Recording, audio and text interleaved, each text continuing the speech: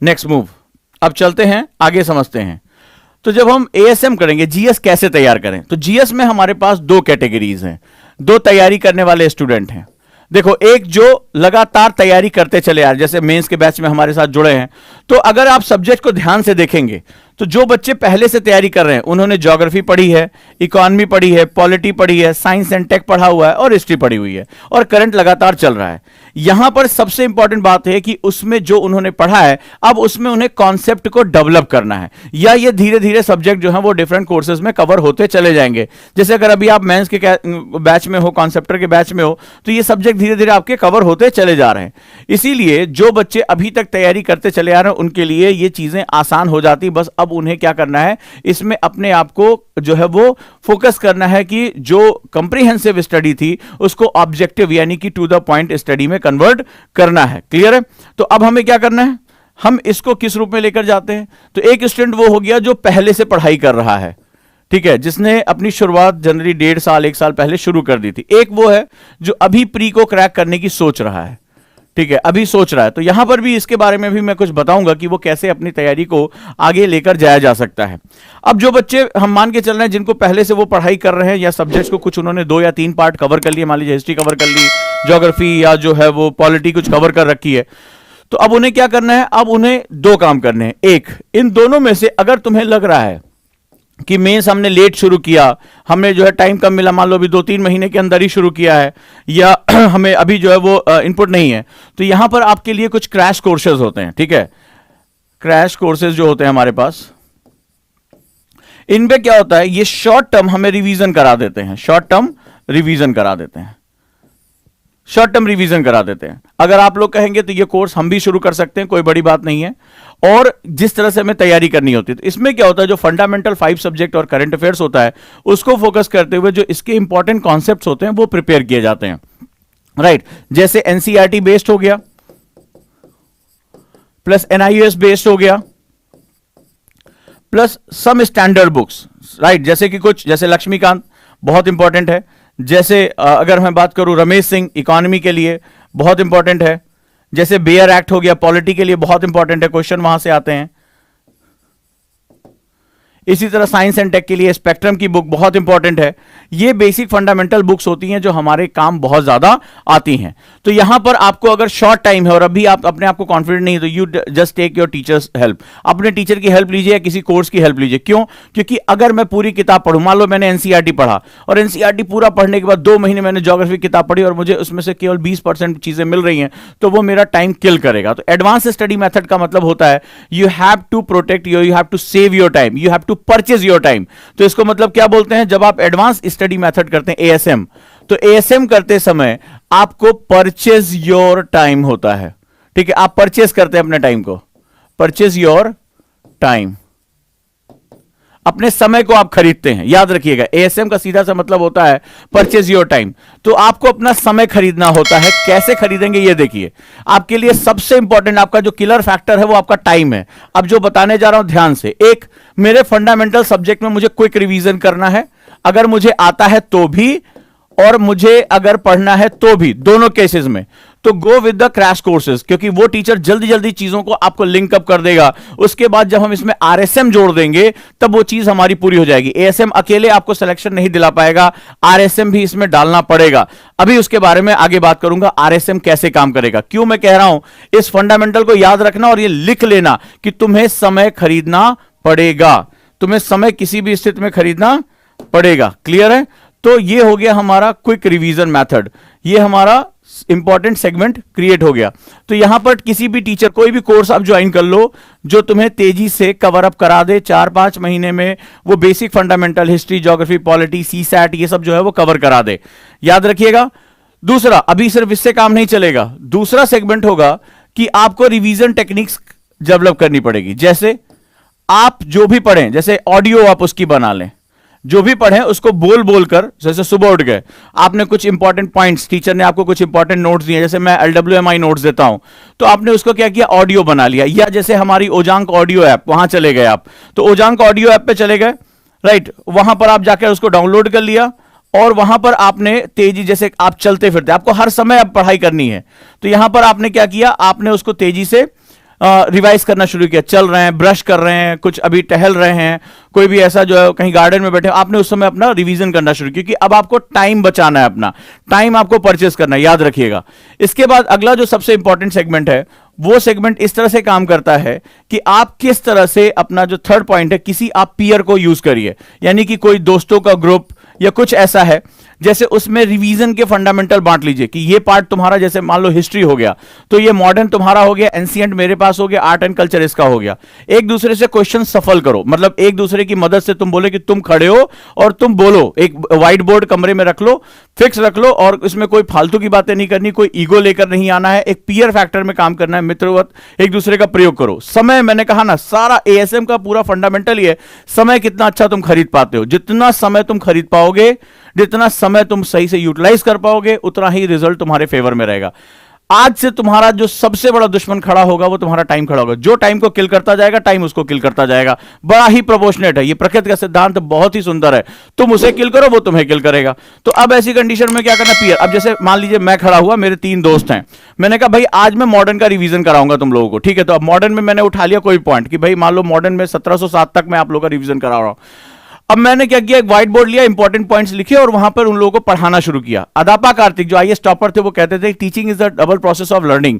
अगर आप किसी को कोई चीज पढ़ा ले जाते हो तो इसका मतलब उस पर आपकी कमांड हो चुकी है। अगर आप क्विक रिवीजन करना चाहते हो तो छोटा छोटा पॉइंट्स टीच करो, और कोई ना मिले, मान लीजिए कहा सर कोई नहीं है, तो भैया मोबाइल तो है ना अपना, जिंदाबाद।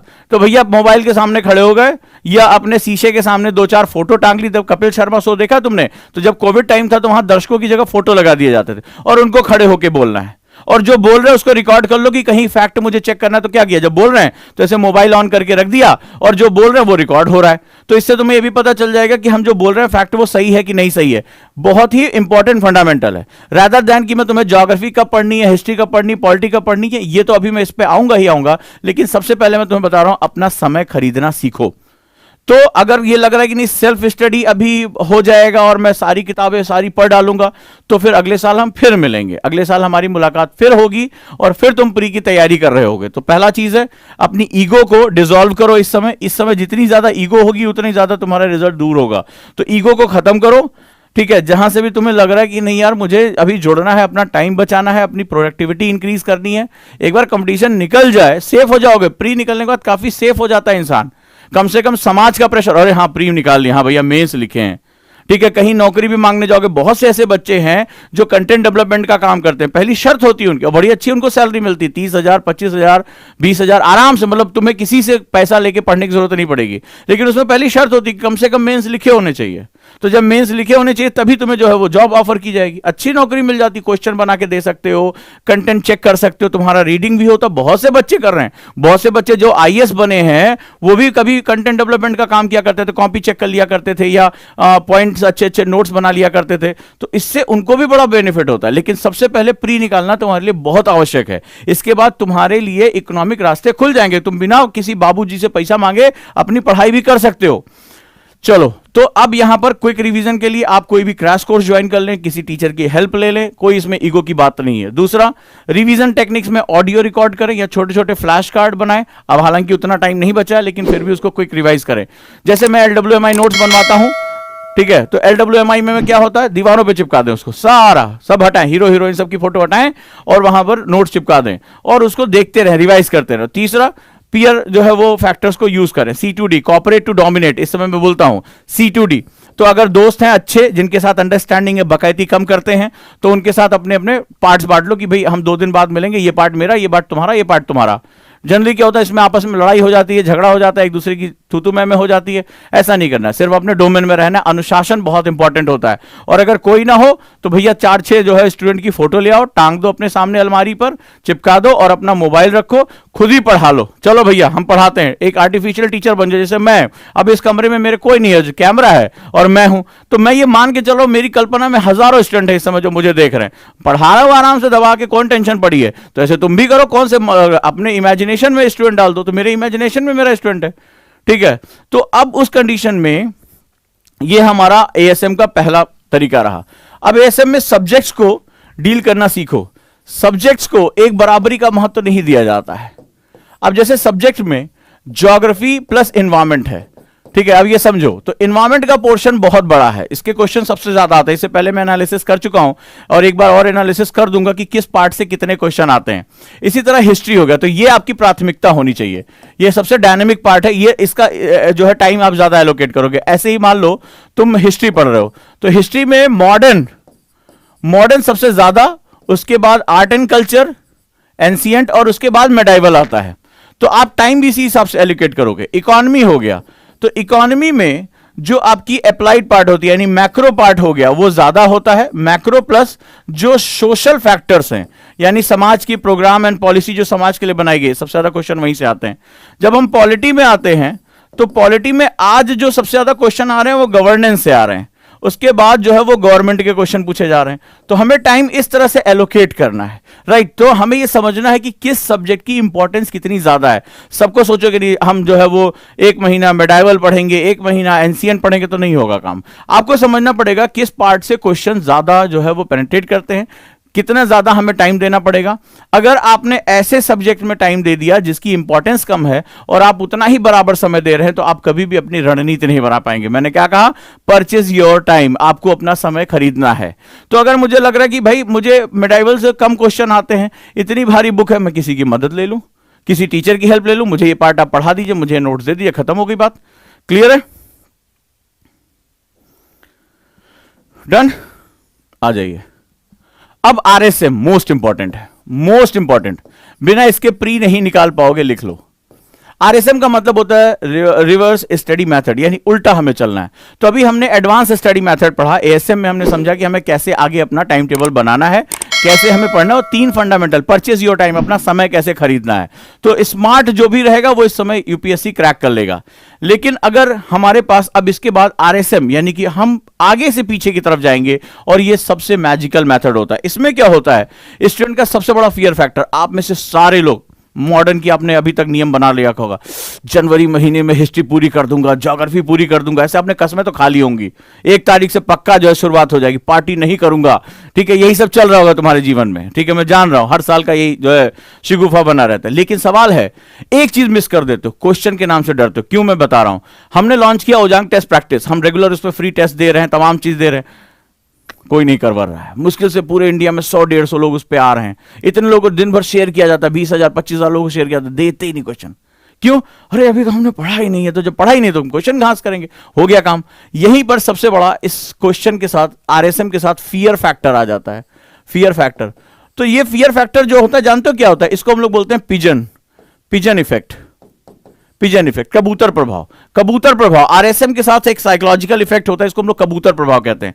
क्या होता है, जब कबूतर की तरफ बिल्ली आगे बढ़ती, धीरे धीरे बढ़ती है, तो कबूतर आंख बंद कर लेता है, सोचता है कि हम बिल्ली को नहीं देख रहे हैं, बिल्ली भी हमें नहीं देखेगी, बात खत्म। और बिल्ली कबूतर को बिना मेहनत किए मार के खा जाती है। तो सेम यही होता है, आपको लग रहा है अरे यूपीएससी की जो क्वेश्चन है उसकी चुनौतियां हम देखेंगे ही नहीं, हम खाली पढ़ रहे हैं, अभी विपिन चंद्रा भी खत्म करना है, हमें अभी लक्ष्मीकांत खत्म करना है, हम क्वेश्चन लगा के क्या करेंगे, जब हम पढ़ लेंगे तब क्वेश्चन लगाएंगे। धीरे धीरे धीरे बिल्ली तुम्हारी तरफ आ रही, 5 जून को खट्ट से तुम्हें खा पी के तुम्हारा करियर खत्म कर देगी। बिल्कुल यही होगा। तो आरएसएम में जो होता है वो साइकोलॉजिकल फैक्टर होता है कि हम जो है मुसीबत को नहीं देखेंगे तो मुसीबत हमें भी नहीं देखेगी। तो इस फियर फैक्टर को, ये साइकोलॉजिकल फैक्टर होता है, इसीलिए मैंने आरएसएम पे इतना जोर दिया, मोस्ट इंपॉर्टेंट लिख दिया। इसके बिना तुम्हारा सिलेक्शन नहीं होगा। तुम कितनी भी किताबें पढ़ लो, एनसीईआरटी को उल्टा करके पढ़ के चाट डालो, ठीक है, उल्टा करके पढ़ो, बोलो लो हम और नए तरीके से पढ़े, फिर भी नहीं होगा।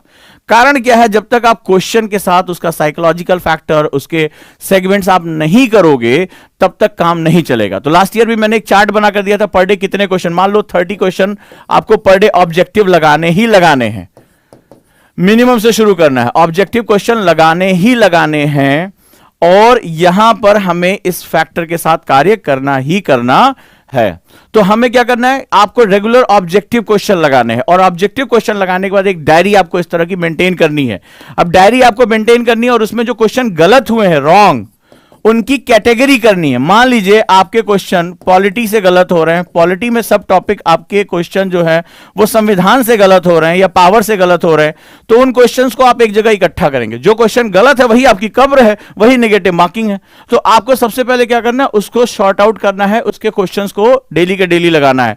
तो आरएसएम का मतलब होता है कि पहले हम क्वेश्चन लगाएंगे, उसके बाद जो चीज हमारा व्याख्या बच रही है उस व्याख्या को समझेंगे कि आखिर हमसे गलती क्या हुई है, और रोज करते हुए इसमें क्वेश्चन को हम गलत कैसे होता है, क्या उसकी लैंग्वेज होती है, वो धीरे धीरे हम करेंगे, चाहे आपको आता हो या ना आता हो। पहला फैक्टर, नहीं आता तो क्वेश्चन आप पढ़ेंगे, जैसे ही वो टॉपिक पे आप पहुंचेंगे आपकी जो ग्रास्पिंग पावर है वो कई गुना बढ़ जाएगी, आप ज्यादा तेजी से सीख पाएंगे। दूसरा, जो आपने पढ़ा है उसमें आप जान पाएंगे कि आपसे एस्पेक्ट क्या छूट गए, क्योंकि यूपीएससी तुम्हें यह लगता है कि अरे यार क्वेश्चन ही तो पूछेगा संविधान क्या होता है, बाबू लिखो संविधान क्या होता है, ठीक है। तुमसे पूछेगा कि भैया प्रियम्बल की परिभाषा क्या है, अर्थव्यवस्था से क्या सब, तुम यही सोच के यूनिवर्सिटी से आए हो ना।